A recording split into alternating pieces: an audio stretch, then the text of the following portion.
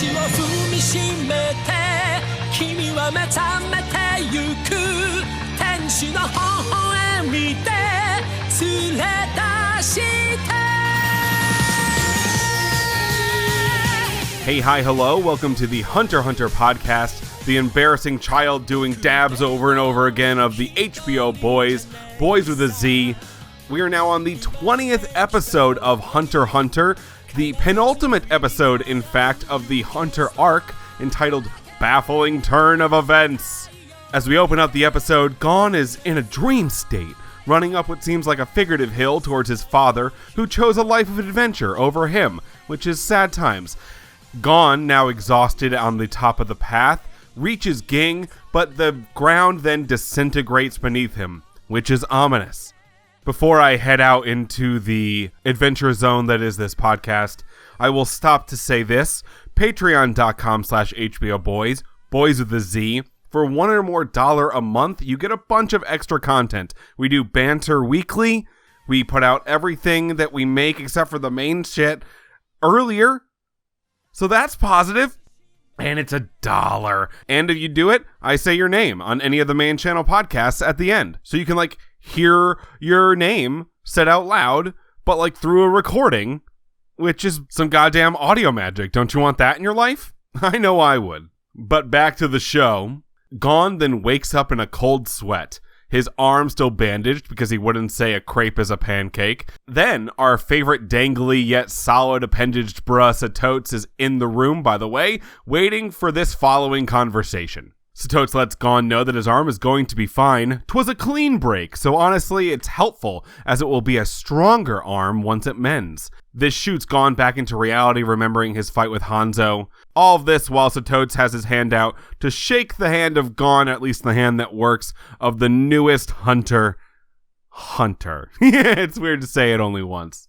As Gon begins to try to complain about how his last match went and how he doesn't want to be a hunter under these circumstances, Satotes cuts him off and says that, listen, dude, you can destroy your license or hide that shit if you want, but either way, you passed, and there's no going back now. You're a hunter.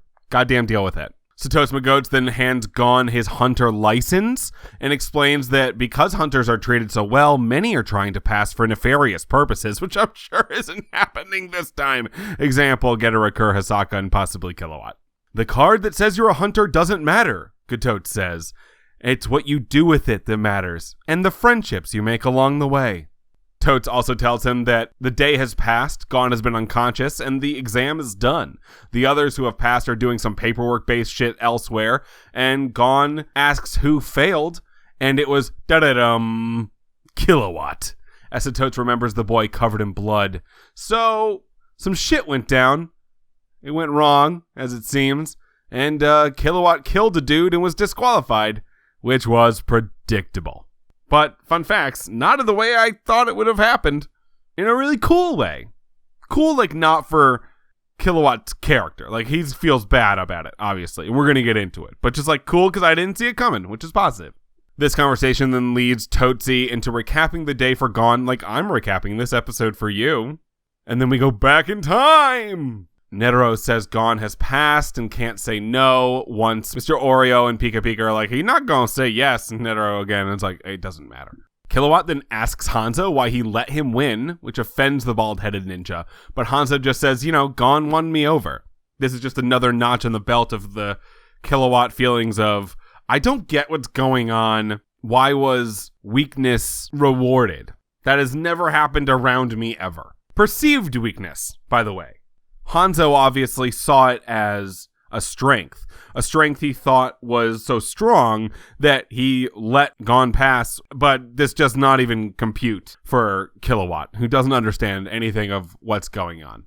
The next match then occurs, Hisaka facing Pika Pika, who we now know both of them aren't dead because of this ending of the story that's already been told, which offers a brief respite, a sigh of relief for Pika Pika. They both fight for a while until Hisaka whispers something in Pika's ear, and then himself forfeits, therefore making Pika Pika a hunter. It was then Paco versus Hanzo. Hanzo put him in a submission move, but Paco admitted defeat instead of getting his arm broken. Pussy. Hanzo wins. JK.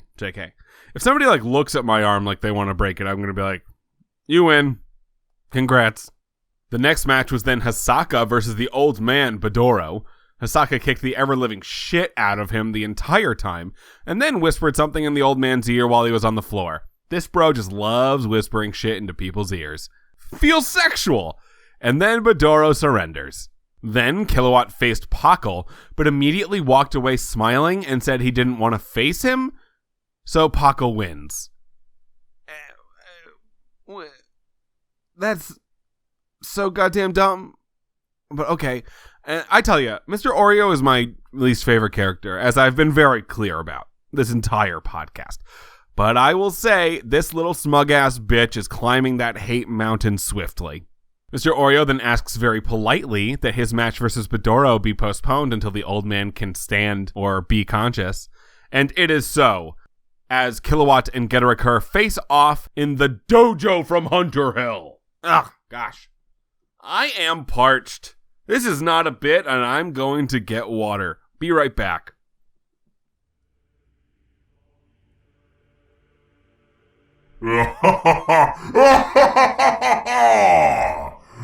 Hello, I am Gaunt from last episode, and I am Hell's accountant. Please join me after the sick song that goes for Gaunt's Accounting Corner. Learn the ins and outs of balance sheets today and of what it's like to be Hell's accountant. I again am Gaunt. I live under Ryan's desk and the underworld, to be fair, which apparently now, due to canon of this podcast, is under Ryan's desk. What does that say about Ryan? That he's so badass, probably. Anyway, see you after the show. Now I go back underneath.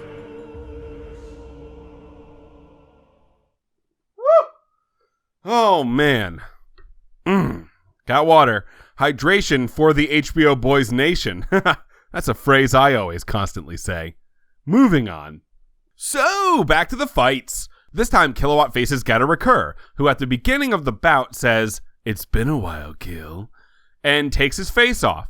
And it's goddamn Illumi, Kilowatt's older brother, and it has been the entire time. And Illumi was the friend of Hisaka with the walkie-talkie, and the weird fucking guy who buried himself on the 4th Phase Island / murdered Cypher the Sniper, and you have to assume Kilowatt ain't gonna fight against his older brother. He's probably not gonna win this. So, this is the thing I've known for a while. I ruined this Illumi is Kilowatt's older brother reveal for myself while reading the fan wiki. And I'm going to desperately try not to ruin more things for myself. Because, like, every time I saw the nail and face bitch Getarakur, I was like, that ain't him. That is Kilowatt's brother. And by the way, I'd like to recall for everyone. Remember when Hisaka was like, hey, I might fuck your brother. And Illumi's like, no! If someone's gonna fuck him, it will be me! I mean, no one's allowed to fuck him! That happened earlier in this season. I just wanted to bring it up for anybody. Needless to say, Kilowatt is no longer calm, cool, smug, and collected. With this new Illumi-based information, he begins to literally shit his pants. And this following conversation between brothers is wonderful. I shall now recreate it for you using my perfect voice acting skills. Illumi says, I heard you stabbed Mom and Miluki, who's a character Ryan doesn't know. Yeah, I guess so, lol. Actually, no, wait, he's more scared. Yeah, I guess so, lol. Mom was so happy you stabbed her, that her son was finally grown up.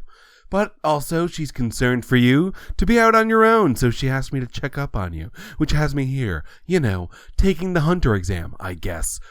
If I must. I didn't know you wanted to become one, you little wanton-ass bitch. I know I'm just here getting a license for a specific job that's coming up. No, I didn't actually want to become hunter. I was just bored. Ugh. Know that the Kilowatt voice I'm doing is a little smug-ass bitch, but like on the inside and the outside, he's more scared than anything. That's not the vibe check I'm going to be laying down. But, like, just know it with your nose and your feelings. Oh, good. Because you're not cut out to be a hunter, you bitch. You were born for one purpose, and one purpose alone. To be an assassin. You're a puppet of darkness, devoid of passion. There is nothing you desire, nor is there anything you wish for. Because you will be one that lives in the shadows. The only pleasure you get is from causing death. Because that's how Dad and I raised you. What did you imagine you would accomplish becoming a hunter, you bitch? I do want something. Tell me. Nah! There's nothing you want. There is! I don't want to kill people anymore, and I want to be friends with Gon and have fun. Sidebar. Fucking what? You want to be friends with Gon and have fun? Instead of murdering people? Your actions have not spelled that clearly. Okay, back to the play. Illumi retorts, what? Impossible, bitch.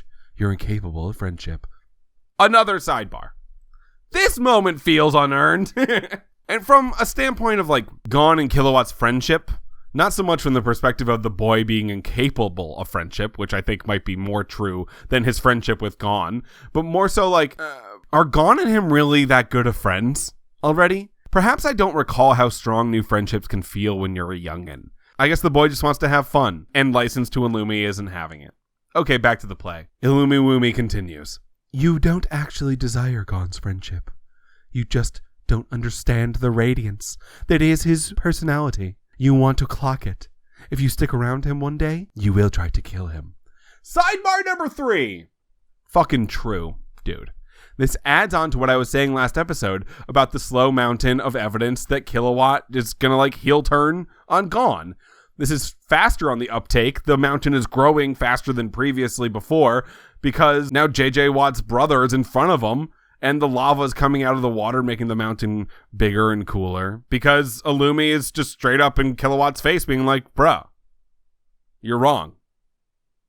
Anyway, I shall continue. Illumi retorts once more, you only murder, so like, that's that. At this point, Mr. Oreo pipes up to say that Illumi is a worthless piece of crap and to nut up Kilowatt, just like kill your brother, which is not a terrible line, I guess. Mr. Oreo then continues to tell Kilowatt that he's already friends with Gon. Godoy. Gon would say that you're friends, which surprises the young child. Illumi then answers that new information with, is that true? Mr. Oreo then screams back, hell yeah, it's true, you idiot! And, oh, Mr. Oreo, don't you do this to me. Don't make me love you. It hasn't happened yet. You're a racist and you try to hit old women with sticks, but lines like that are tough to ignore. Illumi then says like, all right, well, I guess I'll have to kill Gon, which makes logical sense to me, actually. That makes a lot of sense in the situation. As Illumi throws his face nails at a ref to get info as to where Gon is, Hanzo, Pika Pika, and Mr. Oreo then guard the door so Illumi can't get through and go kill him, while Kilowatt just stands still. And by the way, I said Mr. Oreo, Pika Pika, and Hanzo are guarding the door. So, in all reality, Pika and Hanzo are guarding the door. Mr. Oreo has nothing to do with this. He can say fun, quippy things, but in a fight? Yeah, I don't think so. This, in fact, does not concern Illumi, the people in front of him threatening to kill him, or, you know, just like fight him in the case that he wants to go kill Gon. But it does get him thinking, like, shit, I can't actually kill the people at the door because Kilowatt will then become a hunter and I'll be disqualified. And then like the same thing happens if I try to kill Gon. This is a real pickle Rick. And then he's like, oh, no, got it. I'll just pass the exam and then I'll kill Gon. Easy game, easy life. He turns to Netero like, hey, if I pass the exam and then kill everybody in this room, am I still a hunter? And Netero's like, I mean, technically, yes. That's ominous though, dude. Illumi then turns around and says to Kilowatt that if he wants to save Gon, he will have to fight his older brother. And this conversation has been going on for a while. And usually I would be annoyed by a pre-fight sequence taking this long, the extreme example being Goku's Spirit Bomb. But honestly, this has been dope. So like, keep saying words. It's cool with me. I'm fine with this. And with that, Illumi then keeps taunting his little brother, saying that he can't win, and that as a child, he taught Kilowatt to never face someone that he can't kill himself in the first place. That's like rule numero uno of being an assassin. And it is at this moment, while Mr. Oreo is screaming to beat him up, that Kilowatt admits defeat, because he knows he can't win against his older brother, and even when this means that Gon is going to die, it is an inevitability. Illumi has chosen it to be this way. Kilowatt is a realist, and Illumi is a hunter. And then all of a sudden, Illumi just like becomes a nice guy, lol, and says he wasn't ever going to kill Gon. What? You're crazy. I wasn't going to really do that. It was just a test, a fun test about me killing your friend. Illumi then leans over and tells Kilowatt that he will be ordered to take the exam sometime, but not now. He will continue to be an assassin for the family and nothing more, so he must fail. So Totes then, in the future, lets Gon know that something drained out of Kilowatt in that moment. And then the next match starts between Badaro and Mr. Oreo, but right as it started, in order to disqualify himself as per orders from Illumi, Kilowatt murders Badaro quite unceremoniously. Rip Badaro. Sad. Called it. So everyone but him gets to be a hunter. Even Mr. Oreo, that tart. Gon then gets the fuck up because he is over this story. He's over just chilling and laying, and he bursts through the door where orientation is occurring and walks right the fuck up to Illumi and tells him to apologize to his younger brother. And then Illumi said no to Waddy Boy having friends, and that was fucking bullshit, and now Gon is big dick mad. So yeah, we're back on HBO watching this show side by side. That was a deep cut. Anyway, thanks for hanging out for the penultimate episode of the Hunter arc. We've almost reached the end of an arc. That's goddamn exciting. Next week is the finale of said arc. What the fuck's gonna happen? I'm excited because this was a really good episode. This is one of the best episodes of the series so far, in my opinion, and I am excited to see how the arc ends. Thank you guys so much, patrons, one and all, for sticking around with me and listening to this first arc of Hunter x Hunter, and I will see y'all next week. Play the song!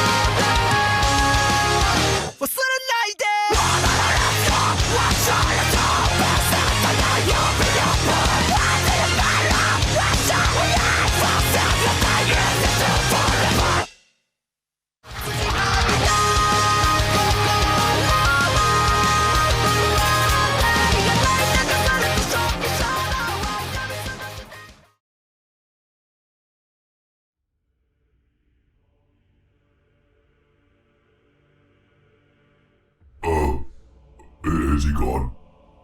Perfect. Okay. This is Gaunt's Accounting Corner. Oh, don't tell anybody I say. God. We'll never do that again. Did you like it? If you liked it, I'll do it again. I am a slave to more than one person. Anyone who listens to this podcast, and subsequently, the devil. Gaunt's Accounting Corner will begin this week with balance sheets. Let me describe what that is for you, as this is a learning experience. Balance sheets are financial statements that provide a snapshot of what a company owns and owes, as well as the amount invested by shareholders. Are you learning? Good. Thankfully, as I am Hell's comptroller, I would say the CFO of Hell, but I'm not allowed to. So, I've been told it's too official, quote unquote. Anyway, the shareholders for Hell is pretty easy. It's goddamn Satan. The assets are souls and liquid cash, which is not like cash liquidity. In our field in Hell, it's actual melted cash. Which, it's hard as fuck down here, so cash melts very easily. Land ownership of Hell at all, also an asset, and we don't owe anyone shit. I mean, they're saying he always like got $5, but like it's not enough to put on the books. And when it comes to rent, do you think the devil pays himself $1 for the land that he owns monthly? No, fuck no, he doesn't. Although it would make things cleaner, in hell books, the accounting system, to be fair. But he won't do it. I've asked him multiple times. Sometimes he makes me a baby goat. Just for fun, when I ask him to do things like that. And we get along. We're friends. Me personally, love being a baby goat. Don't even mind it. Anyway, thank you for stopping by Gaunt's Accounting Corner. I sang again, fuck. I just can't help it. Anyway, next week, we will talk about attrition. I love you guys. Back into hell.